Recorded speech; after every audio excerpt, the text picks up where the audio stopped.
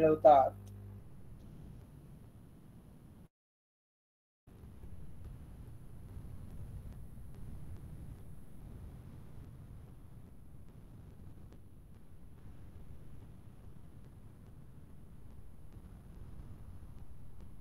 तेव्हा supply zone तयार होतो. तेव्हा सप्लाय झोन तयार होतो.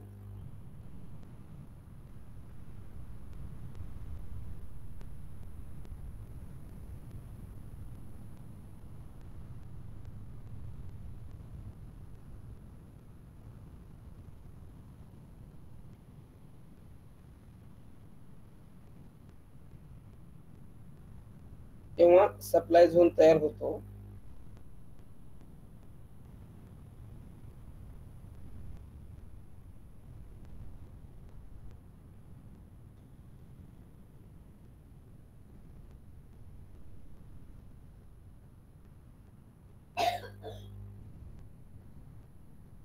Number 2 demand zone.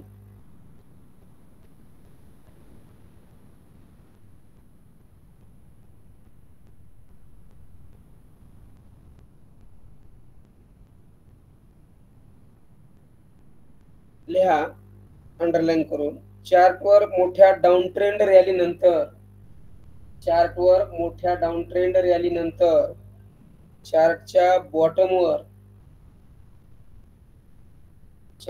मोठ्या डाऊन ट्रेंड रॅली नंतर चार्टच्या बॉटमवर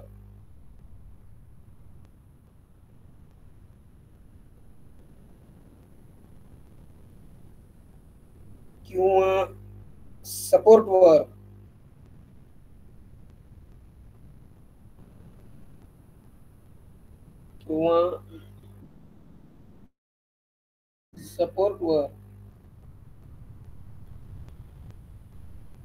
चार्टवर मोठ्या डाऊन ट्रेंड रॅली नंतर चार्टच्या बॉटमवर किंवा सपोर्टवर एका विशिष्ट एरियामध्ये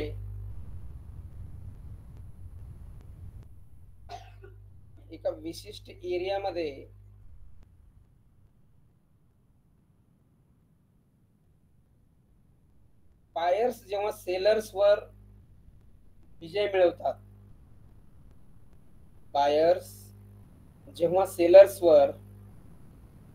मिळवतात, तेव्हा डिमांड झोन तयार होतो.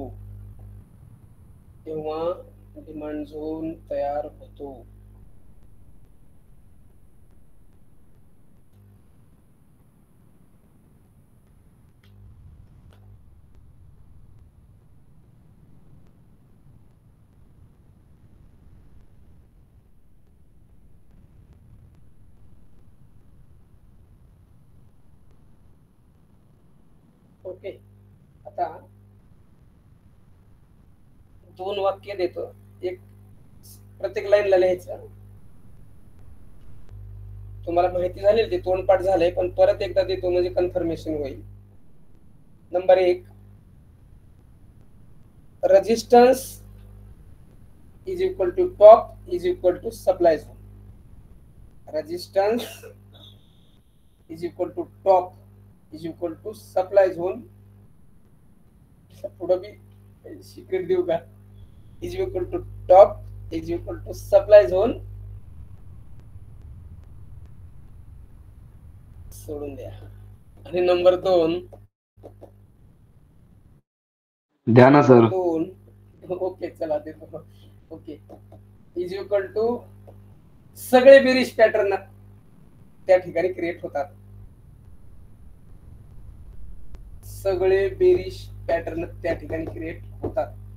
बघा पटतंय का?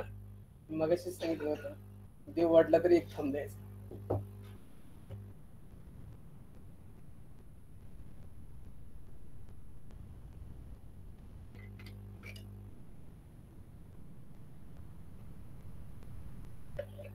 मी हसलो समजायचं इथं काहीतरी दडलेलं आहे, त्यामुळे ते हसायला होतं. कंट्रोल होत नाही मला.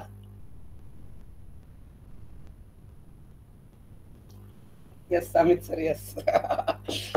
ओके चला बघा ना ते सांगणाऱ्यापेक्षा ऐकणाऱ्यानं सांगणाऱ्याकडून जास्त काढून घेतलं पाहिजे असं म्हणतात. त्याला काहीतरी कविते रूपामध्ये कविता रूपात कुठेतरी मांडले बघा. कोणत्या कवीने काय मांडलेले कोण सांगता का? घेता घेता देणाऱ्याचं काय हात घ्यावे काहीतरी आहे बघा ते तशा प्रकारे. Okay. Number 2, support bottom is equal to demand zone. Support bottom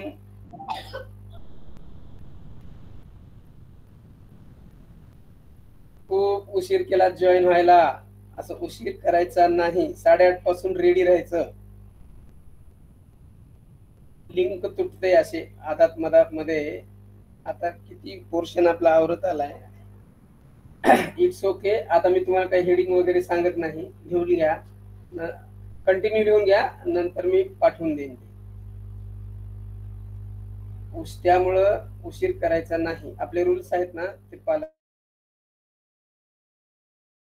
करायचं की 8:30 वाजेपासूनच आपले शेड्यूल तसं ठरवायचं दिवसाचं. आपल्याला काम आहे ना रात्री 2 तास, तर त्याची पूर्व पार्श्वभूमी दिवसभराच्या शेड्यूल मध्ये असावी.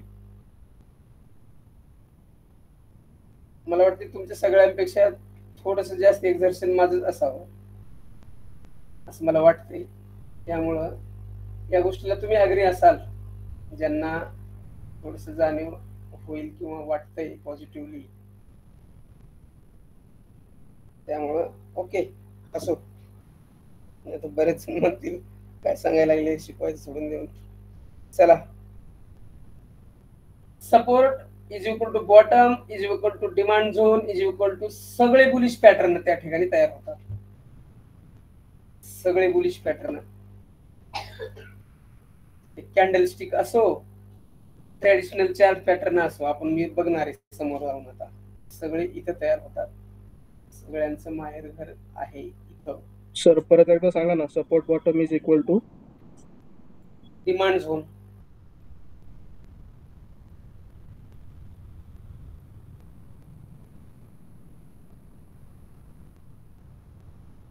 Support bottom is equal to demand zone is equal to सगळे बुलिश पॅटर्न या ठिकाणी तयार होतात.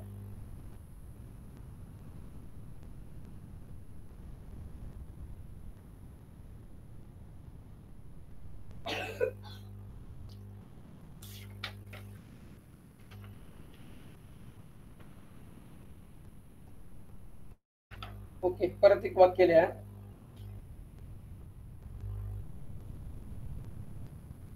सगळ्या टाइम फ्रेमवर, सगळ्या ऑल टाइम फ्रेमवर supply zone demand zone working होतात. सगळ्या टाइम फ्रेमवर,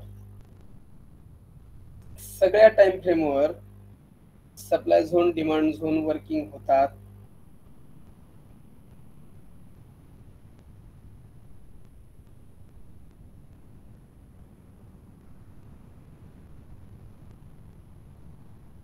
व्हॅल्यूमची जोड देणं आवश्यक असते. व्हॅल्यूमची जोड देणं आवश्यक असते. व्हॅल्यूम चढत्या क्रमाने असावा. व्हॅल्यूम चढत्या क्रमाने असावा. ओके.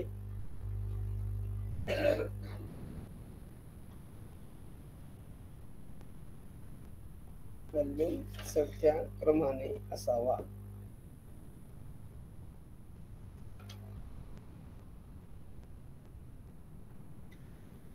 म्हणजे सप्लाय झोनला पण आणि डिमांड झोनला पण चढत्या क्रमाने असावा असं का? हो सर, बिलकुल. तर सप्लाय झोन जरी असेल तर त्या ठिकाणी जरी रेड कॅन्डल असेल किंवा ग्रीन कॅन्डल असेल, एक रेड एक ग्रीन असो, असं व्हॅल्यूमच्या बार असू शकतात. पण त्या चढत्या क्रमाने जर असल्या तर आणखी प्रभावी तो झोन वर्क देतो, रिझल्ट देतो. कॅन्डलचा कलर मॅटर करत नाही, फक्त त्याचा क्रम चढता असावा झोन मध्ये विशेषतः.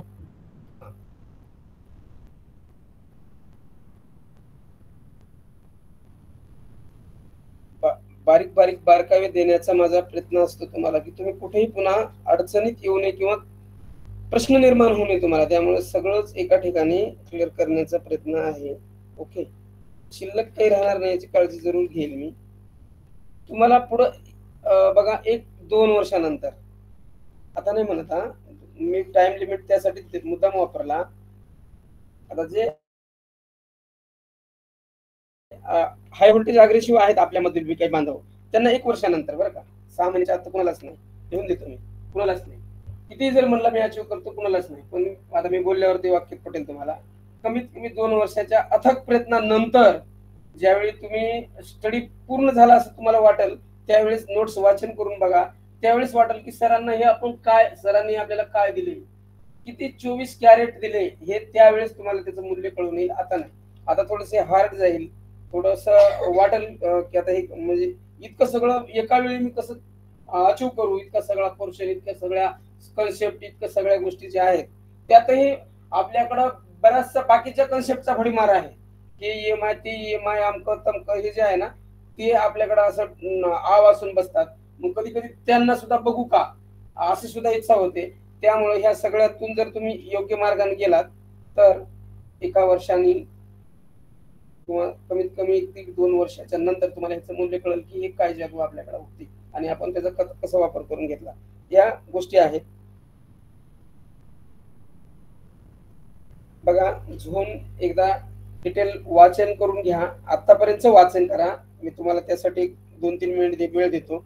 त्यानंतर पुढचा पार्ट घेऊ. त्यानंतर आपण प्रत्यक्ष चार्टवर तुम्हाला सप्लाय झोन, डिमांड झोन या सगळ्या गोष्टी